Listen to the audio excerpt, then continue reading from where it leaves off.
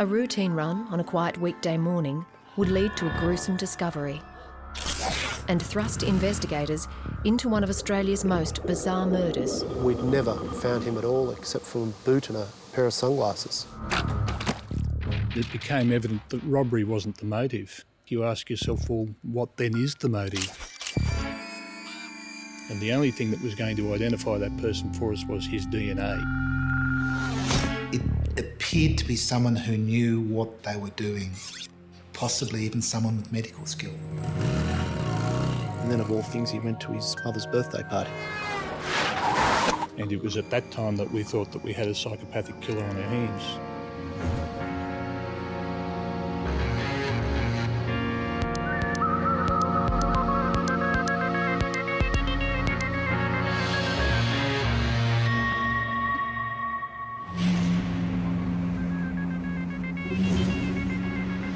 When cab driver Eddie Barad hadn't returned home following his night shift, his wife was immediately anxious.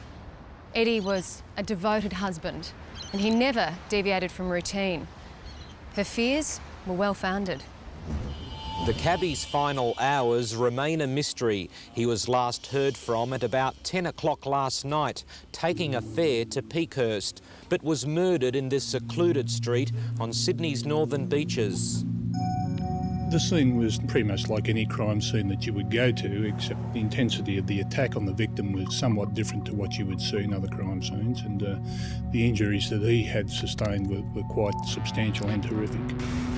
Mr. Barad emigrated from Lebanon in 1974. He leaves a wife and 7 children. I was waiting this morning till my dad comes home. Yesterday I got 2 awards coming, first in maths and first in electronics. He wanted to see this. But now he's gone. The victim in this particular case had sustained numerous wounds to the arms and the hands area, which is indicative of him trying to defend himself. As police searched the surrounding area for the murder weapon, the first piece of hard evidence was found. The ignition key to the taxi was located in the gutter some 60 metres away from the murder scene. The key tag for those keys had a person's fingerprint imprinted in the victim's blood. The key tag was not the only potential lead. We had blood smearing within the front passenger area of the cab and also in the rear of the cab behind the driver's seat. Those signs indicated to us that there were more than likely 2 people in the cab when this took place. Swabs of those smears were taken for testing. Detectives hoped that during Mr. Barad's desperate struggle, the killer or killers might have been injured. Traces of their blood might still remain in the cab. He never harm anybody, you know, all what he does believe, growing veggies. All what he doesn't have enemies, all people loves him. On this particular occasion, the victim had a large wad of money in his top shirt pocket, and it became evident that robbery wasn't the motive. With the ferocity of the attack, you ask yourself, well, what then is the motive? It says to us as investigators, I really hate this person. You know, it's an anger type attack. And there's another component that comes into that, and on this occasion it was a full moon. And I know even myself years ago I would poo-poo the theory, but you see so much evidence of it that people do act strangely at these times. And so not wanting to be single-minded about it, that was one of the considerations, that we had a deranged person running around out there. And the other aspect to that, which was quite intriguing, was the signs in the cab said we had 2 people. Do you then have 2 deranged people running around? And that was a major interest to us. A month later, another grisly murder. This time a torso had been discovered, washed up on the shores of a secluded bay. The torso was found just a metre from the shore. It was first noticed on Tuesday. It was all wrapped up in bubble wrap and string bag, and I didn't take much notice of it really. Just thought it looked odd. I went over and photographed the torso in situ. I turned the body over and saw that there was a further package containing rocks which had been wired together on the back of the torso. Looking at the torso, it appeared quite clear that it was the torso of a male in the prime of his life. He was solid, he was very, very tall. Thinking about that and thinking about people missing in the area that fitted that description, my mind went back to Stephen Dempsey, who disappeared some 3.5 months earlier, but very, very much fitted that physical description. Say hi to Steve. Hi, Steve. Hi, Steve. Stephen Dempsey was a 34-year-old landscape gardener who hadn't been seen since leaving work on August the 2nd, 1994. Mr. Dempsey, look at this sexy body. His abandoned car was found at a well-known homosexual beat 3 days later by his business partner, Peter Rolfe. On my way home, I was going down the Wakehurst Parkway, and as I just drove past the entrance to Deep Creek, I suddenly remembered that Stephen told me that he used to frequent the place there. So I drove in, and there was his car parked there. I raced out of my car, looked in his car, and I saw the book he'd been reading the last time I saw him, lying page down on the passenger seat, and also his camera was lying there, and that suggested to me that perhaps he was still around the place. There was also a food container lying on the floor of the car. The label read, August 2nd, the last time friends or family had seen Stephen alive. The adrenaline was pumping, of course, when I found his car, but at the same time there was this terrible fear as to what on earth had happened, because it was so totally unlike him. OK, perhaps there was some reason he wouldn't contact me, but the fact that he wouldn't contact his sister, who he lived with, to explain his disappearance for 3 days. I yelled out his name a few times, and I was panicking, in a state of shock, and that's when I thought, right, I've got to notify the police straight away. Police fear for the safety of a man missing from Sydney's northern beaches since Tuesday. Mr Dempsey was last seen here in Neutral Bay working as a landscaper, but late yesterday his car was found at Deep Creek Reserve near Narrabeen. It was locked up and intact. There was no visible signs of any foul play there. We would be seeking the assistance of people who frequent the reserve at Narrabeen. A lot of people would have been there and seen this motor vehicle over the last couple of days. Someone had. Deep Creek Reserve was also a dog training area. For 3 mornings in a row, one dog owner noticed Stephen Dempsey's car parked in the same spot. On one of those mornings, his dogs pulled a boot from the creek. We'd never found him at all except for a boot and a pair of sunglasses. Both items were identified by the family as belonging to Stephen Dempsey. What detectives were yet to know was that this murder, now seemingly unrelated, would be linked to that of the taxi driver. When a torso was found washed up on a shore, one of the first things was to establish its identity. Without that, there was little chance that detectives could figure out a motive or find the killer. The remains were taken to the morgue in hope that the forensic pathologist could find some answers. We often x-ray the decomposed body to see if we can find any signs of any projectiles, any sort of unusual findings, any fractures and so forth. So in this case, the body was x-rayed before we did anything else. And then when we x-rayed it, we saw an object in the middle of the chest, which looked like to me was a large scalpel blade. When we opened the chest and saw the blood and saw the arrow, we all said, oh my goodness. Detective Lynch already suspected that the torso was that of Stephen Dempsey, and the discovery of the arrowhead in the heart narrowed the odds. 4 months earlier, the detective had sent divers into this creek, and what they found was now potentially a vital piece of evidence.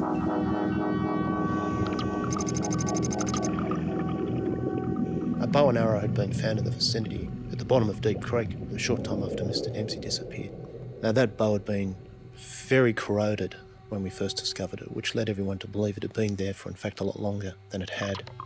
Attached to that was a quiver with about 3 arrows with broadheads, and the broadhead was identical to the one that was in the chest of the deceased. I was fairly sure then my hunch had something to it. I sort of said, well, that's fine, but this man's is too well preserved to have been dead for as long as this person had been. He didn't appear to me to be dead for 4 months. Chris Lawrence was saying the body had been in the water for 3 weeks, So we had 3 months and a week to account for where had Stephen Dempsey been during that time. That was the mystery. Well, I said, if it is him, then he's been somewhere else. They've put him somewhere in cold storage or done something with the body in the meantime. There seemed little doubt that the torso was that of Stephen Dempsey, but it needed to be confirmed. And in this particular case, all we had was a torso, and the only thing that was going to identify that person for us was his DNA. But in order to do that, you have to have both the mother and the father. In this case, we did. There was blood still in the chest cavity, and so we did have usable nuclear DNA from the torso, and we were able to get a pretty quick result. DNA tests have solved a murder mystery which has baffled Sydney police for months. They've confirmed that a human torso found at Pittwater last month was the remains of a man missing since August. For the family of Stephen Dempsey, it's a tragic end to a 4-month search. We know that Mr Dempsey died as a result of a penetrating injury to the chest area. But that's virtually all police know, and they're again appealing to the public for help. While the identity of the torso made headlines, the cause of death remained a secret. With any investigation, you are very, very mindful about the evidence that you've got, firstly, and the information that you do and do not release. On this particular occasion, it occurred to us that the offender had overlooked the fact that he had left the arrowhead embedded in the victim's heart. And that arrowhead was the sole piece of evidence at that time that we had which connected the deceased to the killer. But that arrowhead wasn't the only thing the killer had left behind. The forensic pathologist had also found possible clues to the killer's identity. I've seen a number of bodies that had been dismembered, and this one had been done incredibly neatly. It appeared to be someone who knew what they were doing. Someone like a boner, somebody who worked in an abattoir, possibly even someone with medical skill. And when Detective Lynch took the bow from Deep Creek to an archery specialist, he got more leads on the killer. It had been built specifically to be very, very powerful, that bow. It had been put together to be powerful. And that was determined ultimately by what they call the draw weight, the amount of strength it takes to draw the string back. Well, this suggested that the person had it was fairly solid, he was fairly strong. Second of all, you could make a measurement between the bow handle and where the string's position was when it was fully strung. And that would give you the length between a person's wrist and their shoulder. And looking at that, it was worked out that the person that had a bow like that would have been about 5 foot 9 inches tall, 5 foot 10 inches tall. Then another piece was added to the puzzle. A young man reported an incident at Deep Creek in December '93, some 8 months before Stephen Dempsey disappeared. It was dusk. He and his friend had been walking along the path one way and they saw someone walking the opposite way. As they walked past him, they saw he was carrying a compound bow. They've heard a noise, they've turned around to see this person with the compound bow cocked and pointing at them. One of them scattered into the bush, ran away. The other one went into the bush, picked up a big stick and confronted this guy. Now luckily, that person had been a member of the Field Archery Club nearby and he had a very, very good knowledge of bows and arrowheads, etc., etc. He identified the bow as being a camouflaged compound bow, which was identical to the bow that we'd recovered in the water. He then described the arrowhead that he'd seen on that bow and which had been pointing at him, and he'd seen it fairly clearly as being a Davies Aztec arrowhead. He then went on to give a fairly accurate description of the person that had propped him with the bow. He was a male, he was 5 foot 9. He was a fairly solid build. He was white Australian. He was wearing a motorcycle jacket, which was interesting. And he was 8 months prior to the murder, seen with the bow, with identical arrowheads, some 100 yards away from the murder scene. So was this person the killer of Stephen Dempsey? And what, if any, was his connection with the brutal murder of taxi driver Eddie Barmad? Nearly 4 months after the investigation began into Stephen Dempsey's murder, the police hit a brick wall. With the detailed profile that we had, we knew a lot about the man. We didn't have his name. By releasing the cause of death with the arrowhead as being the cause, we were straight away narrowing down the field of people we would be possibly looking for. Police are hunting a Sydney Rambo who murdered a young gardener with an arrow through the heart. 32-year-old Mr Dempsey was targeted at Deep Creek Reserve, Narrabeen, a notorious gay pickup beat. Police now fear the killer could be living out a sick fantasy, stalking bushwalkers on Sydney's northern beaches. 2 others had previously been menaced the year before Mr Dempsey's murder. We're appealing to the public if they could come forward with any information, especially if they frequent the area down there, any information they have of seeing a man carrying a bow and arrow with quiver in the vicinity of the park from November 1993 through to about August 1994. We released information and almost straight away we started getting calls from members of the public. Good morning, Manhunt Police. Can I help you? I'm a member of a bushwalking group and I do recall being in Deep Creek Reserve about 18 months ago. We saw a young guy and he had a bow and an arrow, and I remember he said, "Watch out, there are a couple of poofters down the track." He was hunting for fish with a bow and arrow. It was one of those fancy-looking bows with the pulleys on either end. Is there any more information you can give us about this gentleman? I'd say he'd be in his early 20s. He's about, say, 5'9", 5'10". I was in the Deep Creek area on the northern beaches paddling a kayak, and something very strange up there happened. There was a guy up there, and I thought at the time that he was just fishing with a bow and arrow. Was there any warning prior to that? No, he didn't say anything. He continued to follow me. He was going through the bush at quite a rate of knots, so I was paddling as hard as I could, but he seemed intent on keeping up with me. So there was certainly a person around that had a fetish with bows and arrows and assaulting people with them, or certainly scaring them. He threatened 2 young guys. When was this? Out of the hundreds of calls police received, 5 mentioned one person, 22-year-old Richard Leonard. Who lived nearby. He was the same build, he was the same age group. He had a camouflaged compound bow in his house, or certainly had one at this time. He rode a motorcycle, he'd worked in an abattoir, and from every person we'd spoken to, he displayed the idiosyncrasies that we thought we were looking for with our man. We were cooking with gas, so to speak. It now seemed as though the police had found their killer. But when they entered Richard Leonard's name into their computer to check on any previous form or convictions, their investigation took a whole new turn. He presented at St Vincent's Hospital at 2 o'clock in the morning with his girlfriend, suffering from a knife wound to the chest. It had actually punctured his lung, deflated his lung. He needed to have a drain put into his chest, into his lungs, and it's a very painful process apparently, and he refused painkillers and wanted to revel in the experience, so we were told. And again, you know, I mean, this all adds to the picture of the person we're looking at as being somewhat different to your normal and quite strange. He said initially to the police that spoke to him at the hospital that he'd been attacked by a group of people in Hyde Park. Then he changed his story and in fact said that the injury was a result of an S&M session he'd had with his girlfriend. She too had some injuries to her hands at the time. But the police obviously hadn't believed him. They were a little bit perplexed about it. They couldn't take it any further with what they had. So they'd just put the report on that they'd spoken to this person at the St Vincent's Hospital.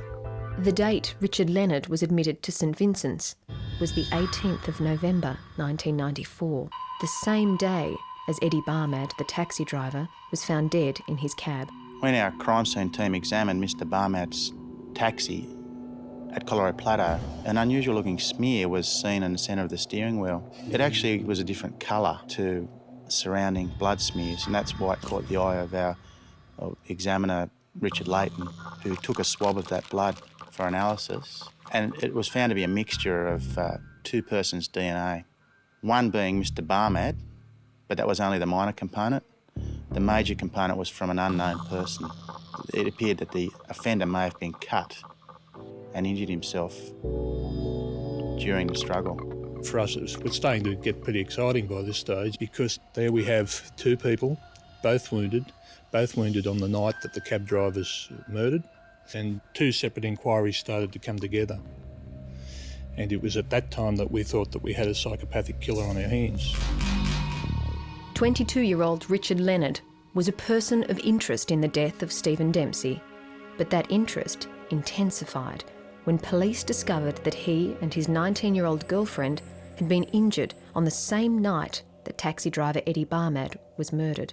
We commenced surveillance on him, kept tabs on him, what he was doing, and we went as far as we could to check the background information that we'd received about him. And everyone that we spoke to that knew the man confirmed the behavioural patterns about him that we suspected he'd be showing. He seemed like a disturbed man. As a result of that, we developed an investigative strategy which required us to eventually confront them and to interview them. When we spoke to him in the house and introduced ourselves and conducted a search warrant there and told him that we suspected him for 2 murders, he was as cool as cool. We could have been door-to-door salesmen. We could have been a friend calling over. There was no appreciable fear, no concern, no outrage. That sort of suggestion would be put to him. I remember he sat down when he agreed to come to us to Manly Police Station. I think very, very calmly laced about a 32 lace Doc Marten boot. Put both of them on. Took all the time in the world. Very, very, very, very cool.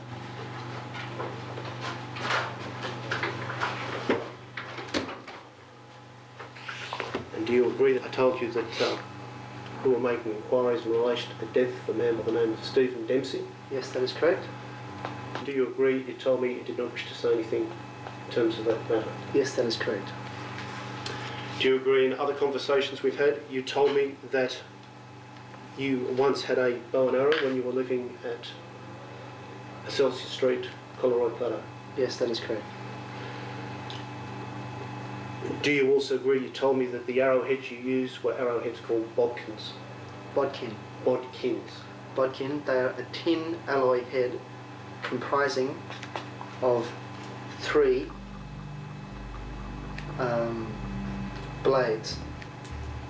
Right. Like a tripod. Okay, fine. Have you ever used broadheads? No. At all? It was a key statement. Leonard was denying that he ever used broadhead arrows. It was a broadhead that was found in Stephen Dempsey's heart, and it was a broadhead that the 2 young men had identified when they were threatened at Deep Creek Reserve. That obviously caused us to continue our inquiries, and as a result of previous information we'd received, we identified premises that he used to rent, and we canvassed the local neighbours who told us that he used to sit on the back porch and shoot arrows into an apple tree in the backyard. As a result of that, we examined that tree, and lo and behold, we find embedded underneath the bark, we stripped the bark off, and embedded underneath the bark we find arrowheads identical to the type that we located from the deceased. Do you also agree that today you have provided us with samples of your hair and a blood sample? Yes, that is correct. Our purpose behind that was obviously to compare it with the blood sample we'd found at the murder of Mr. Barmad. Shall I just find my own way home, or can I get a...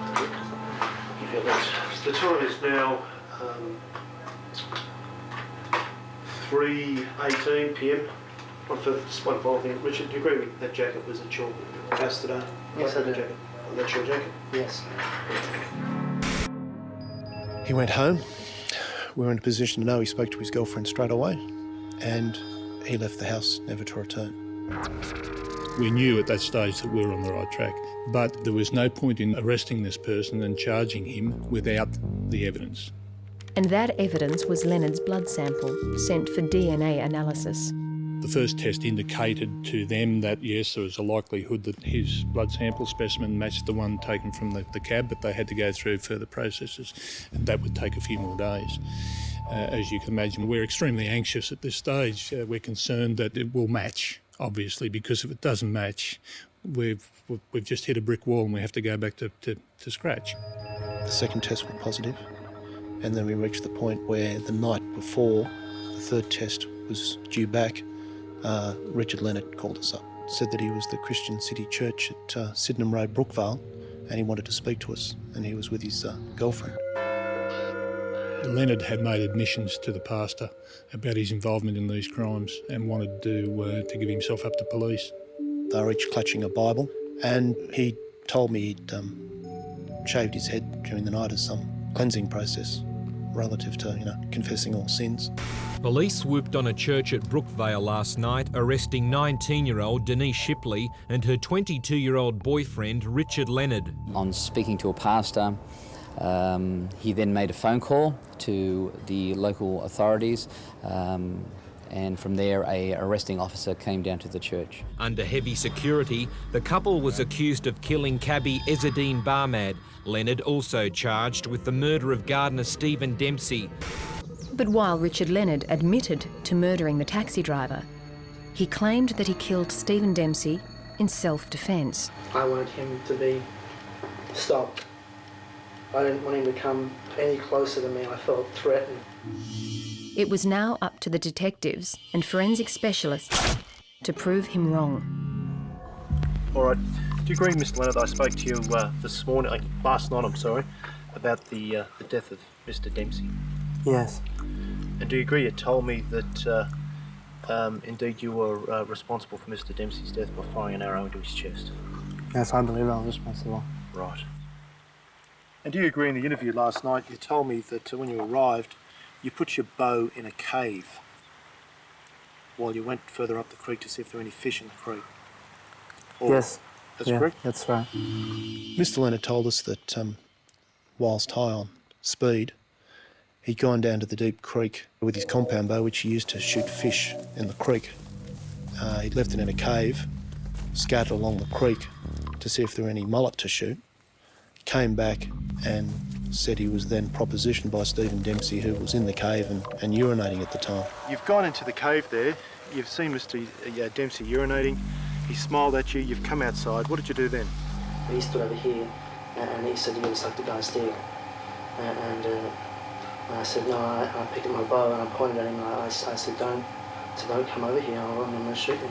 And he said, "I don't believe you." And then he said, "I'm going to walk towards you now." And he walked, he started coming towards me. And at about 10 feet, I let go of the string and the arrow went into him. Was it your intention to kill Mr. Dempsey when you fired the arrow at him?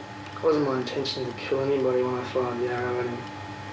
I wanted him to be stopped. I didn't want him to come any closer to me. I felt threatened. But the detectives did not believe his version of events. They believed Richard Leonard deliberately and callously killed Stephen Dempsey. Everything we knew about a compound bow at that time suggested they were very, very powerful weapons, and most of the people that had shot them were of the opinion that a compound bow fired in such a way would have virtually gone straight through a person. In the case of Mr. Dempsey, that hadn't happened. The arrow had lodged fairly firmly in his heart, maybe halfway through the body.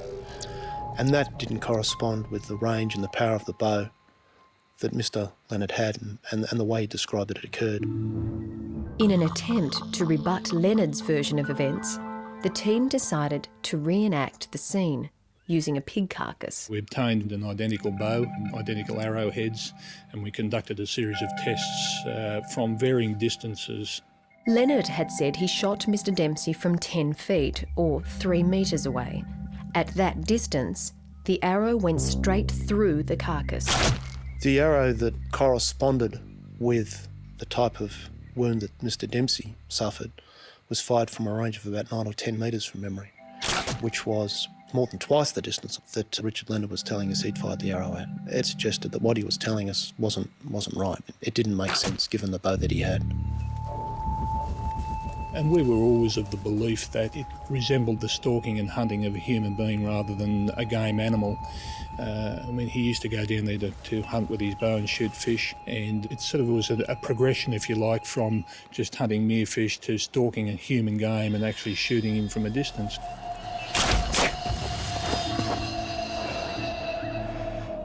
Now, these tests, they were certainly not to the point scientifically that would be accepted as being irrefutable in court as evidence, but it was something that we had to do for ourselves. The pig test wasn't allowed in court, But the jury did get to hear a taped conversation that showed Leonard wasn't threatened by Dempsey's homosexuality, as he had claimed. In his interview, he was building a defence of provocation, which suggests that he'd been outraged by a homosexual advance made to him. But we'd had a recorded telephone call from Mr. Leonard where he was attempting to get a job in a male brothel. Yes, hello, my name is Richard. I'm just wondering if you have any positions vacant at the moment. Yeah, we're always looking for people. Do you realise it's male to male, most of our work? I do realise, yes. What do you look like? Okay, I'm around about 5'10", athletic build. Right. Around about a 6-inch cock. What else could I tell you? Are you smooth or hairy? Smooth. Smooth, right. And how old are you? 22. 22. When can you come in for an interview? So we knew that the perceived outrage or the fainted outrage didn't really have very much substance. Again, that put another hole in his in the story he was giving us. Another tape presented to court was even more damning. Some months after we charged Mr. Leonard, police conducting another inquiry were able to provide us with a tape from the jail in which Mr. Leonard just callously was bragging about the circumstances of killing Stephen Dempsey. It was funny, you know, he copped the fucking arrow, went straight in his fucking heart. Anyway, I mean, it was really funny. You should have seen his face, right? There he is. He's just fucking, he's there, and all of a sudden he just goes,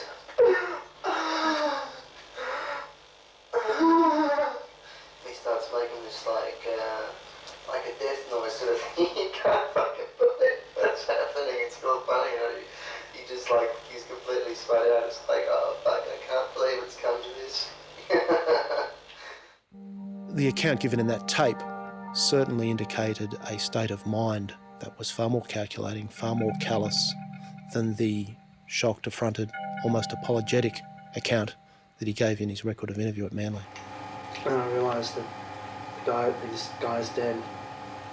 And so I spin out and I grabbed the guy's legs and I pulled him over to Deep Creek.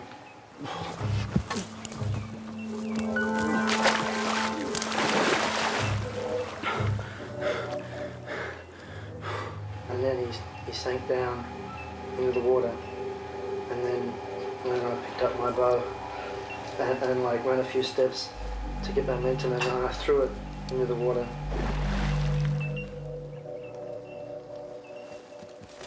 And then of all things, he went to his mother's birthday party. After the party, he came back to Deep Creek with his trident boning knife. And in the middle of the night, he sat in Deep Creek and dismembered Mr. Dempsey's remains.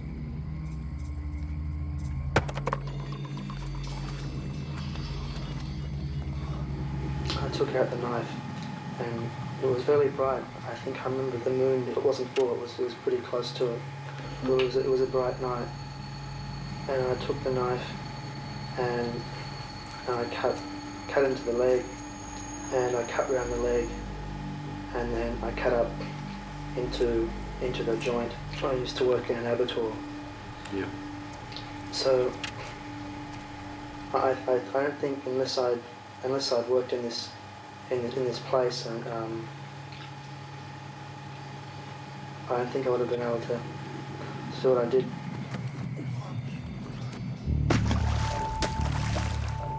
He then put the limbs and the head in one bag and the torso in the other, and then did 2 separate trips on his motorcycle and took them back to where he was living. And he put the remains in his refrigerator where they were to stay for the next 3.5 months. I just took everything out of the fridge and put everything in there, including his clothes.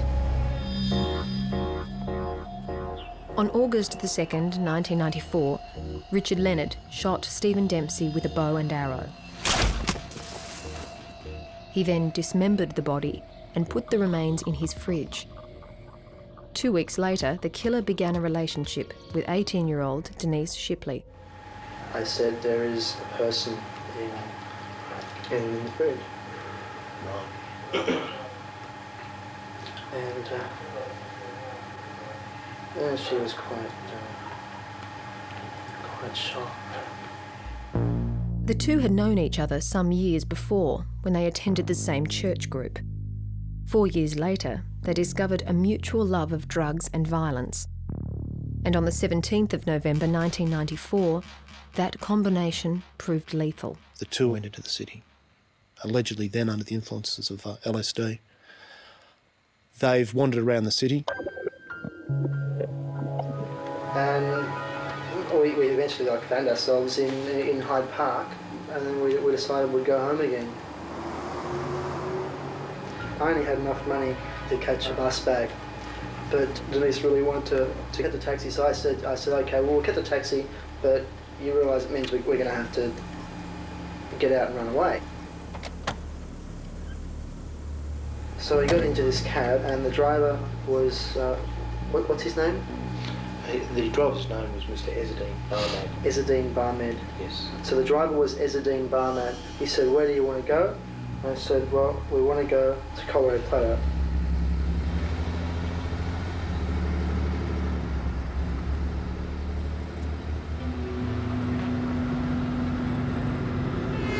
He's then told us that he's didn't have the money to pay the fare, so he's pulled a knife out and put it to Mr. Barmad's throat.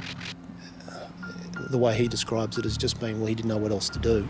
I pulled out my knife from the inside pocket of my Nike jacket and put the point of the knife to the driver's neck.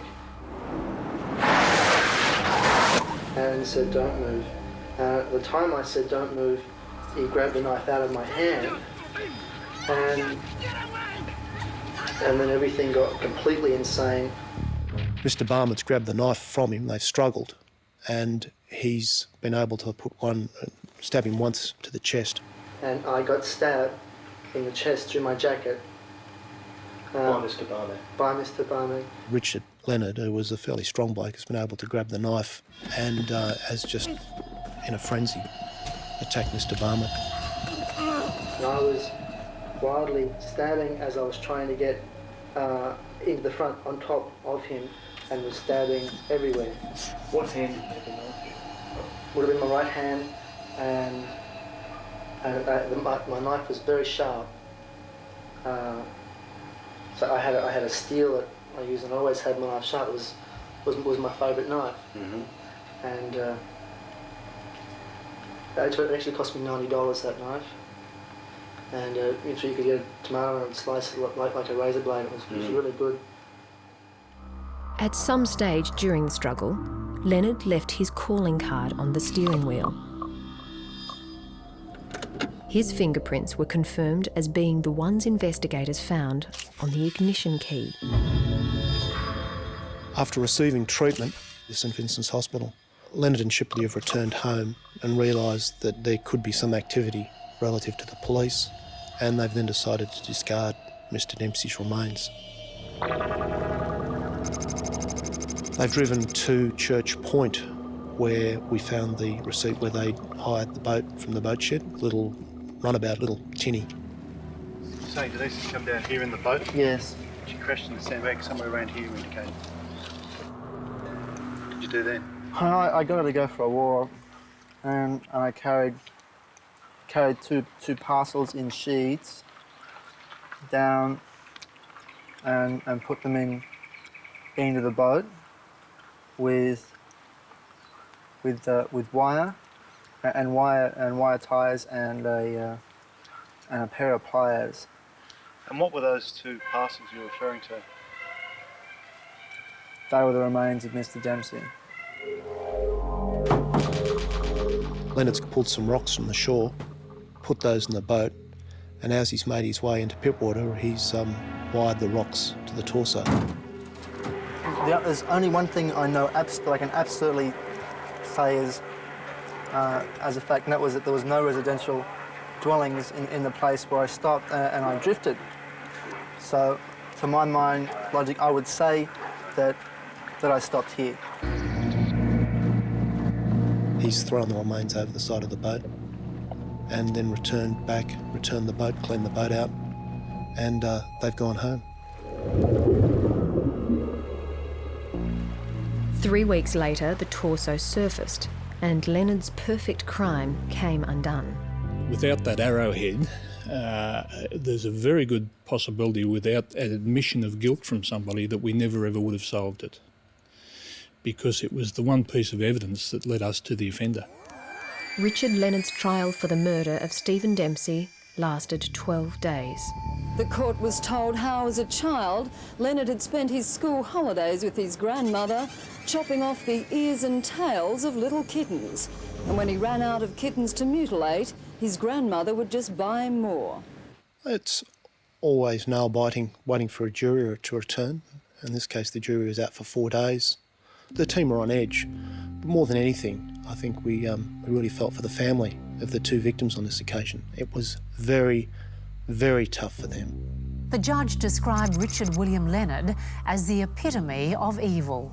Richard Leonard is only 24 years old, but a judge has decided he must spend the rest of his life in prison for killing New Zealander Stephen Dempsey and taxi driver Esdean Barmad. We're very happy. We're very happy. Yeah, thank you.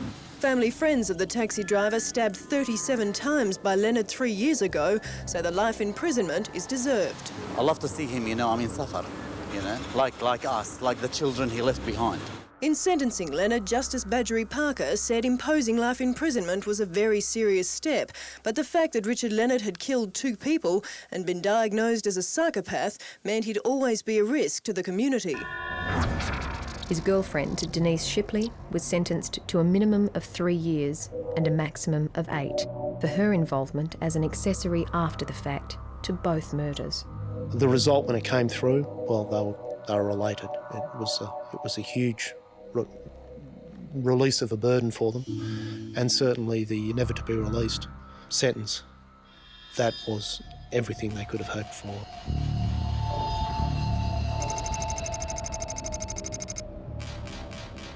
We were never going to bring their son or father back, but as the team we were able to give them everything we certainly could in terms of the way we went round our job, and that was good.